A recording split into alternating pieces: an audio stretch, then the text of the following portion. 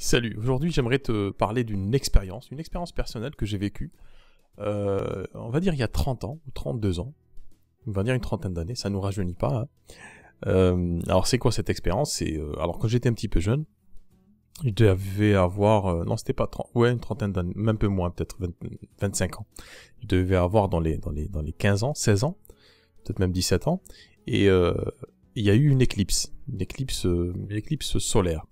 Et donc l'usage voudrait toujours d'ailleurs qu'il faut jamais regarder le soleil en face pour éviter de se cramer la rétine, donc chose que j'ai pas faite bien entendu, parce que quand on est jeune on est on va dire audacieux pour pas dire quand.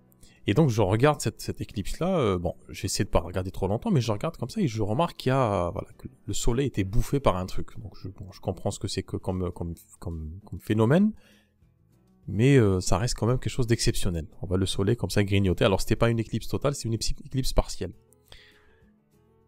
Bon, quelques minutes après, donc je commence à avoir des petits papillons dans les yeux, hein, et c'est normal parce que j'ai fixé le soleil pendant peut-être une minute.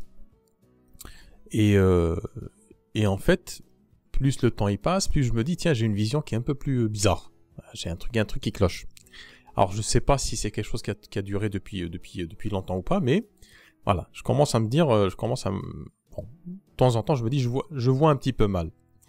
Le temps y passe, quelques mois plus tard, en fait, j'étais en train de jouer avec, de manipuler les lunettes de ma mère. Et puis, à un moment, je mets ces lunettes-là, et là, je vois beaucoup plus net. Et bon, l'expérience peut paraître un peu simplette, mais sur le coup, en fait, le fait de mettre ces lunettes et de voir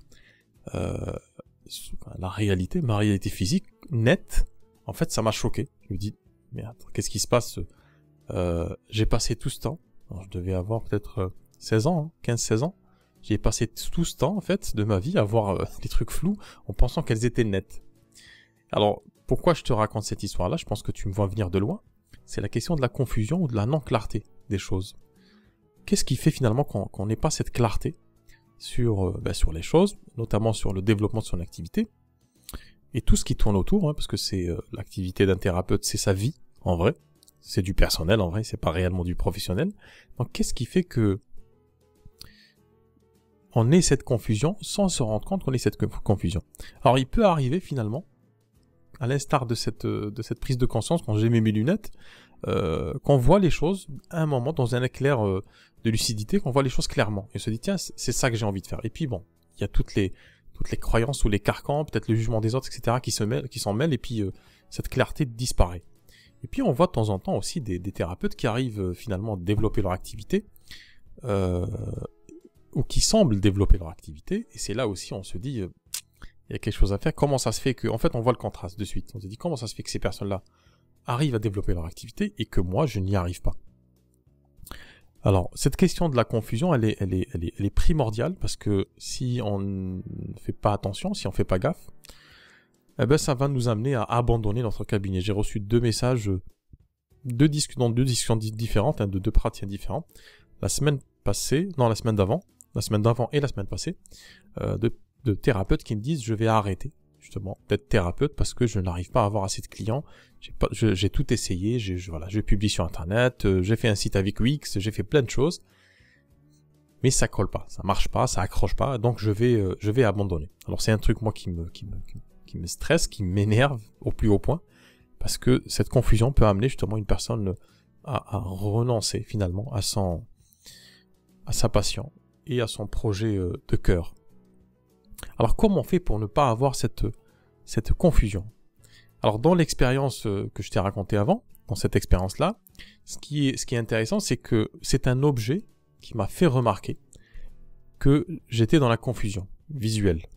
C'est-à-dire que par un concours de hasard, disons, le fait d'avoir pris cet instrument optique, ces lunettes-là, et de les avoir mises, la rencontre avec cet outil-là, en fait, m'a fait remarquer que, en fait, a relevé en moi cette non-clarté.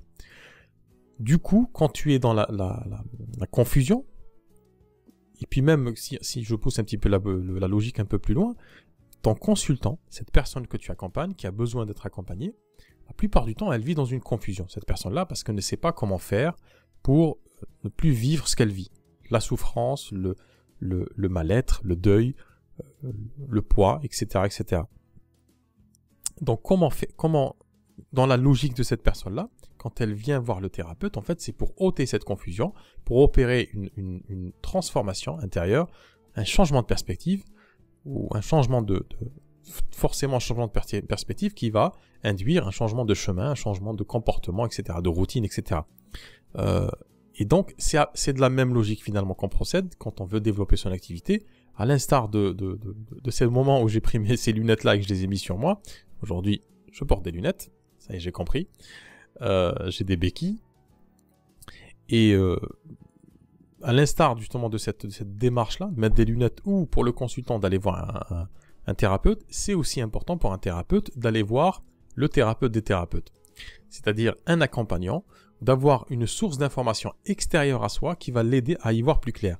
Alors cette clarté-là, c'est là où c'est un peu à la Matrix, c'est un peu imbriqué, c'est que on a de la confusion intérieurement, non pas qu'on soit né avec cette confusion, mais qu'on n'a pas les capacités, à un certain moment de notre vie, à y voir plus clair, on n'a pas les outils.